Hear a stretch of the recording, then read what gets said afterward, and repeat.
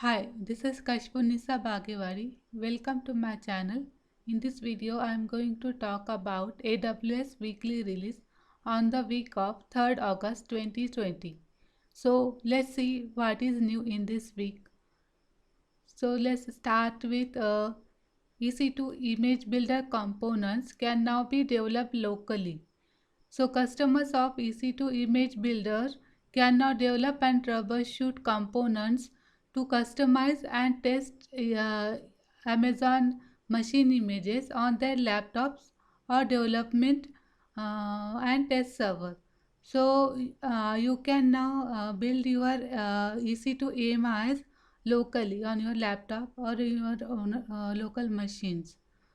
So next is NICE DCB releases version 2020.1 with printer redirection and support for Amazon EC2 6th generation instances based on Graviton 2.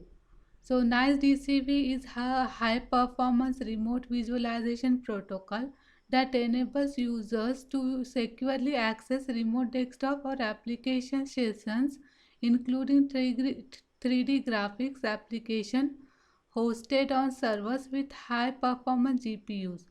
So what is new in this NICE DCB release?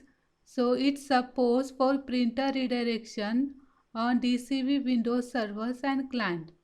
DCB Linux server support for Amazon EC2 6th generation uh, ARM-based Graviton 2 instances such as M6G, C6G or R6G. It supports for Red Hat 8 and CentOS on Linux server. Its stylus supports with pressure sensitivity on macOS and Linux native clients. Hardware accelerated decoding and rendering support on macOS native client. It surrounds sound 5.1 support on Linux server and Linux native client. Moving ahead, Elastic Load Balancing simplifies your AWS bill by introducing a new billing session.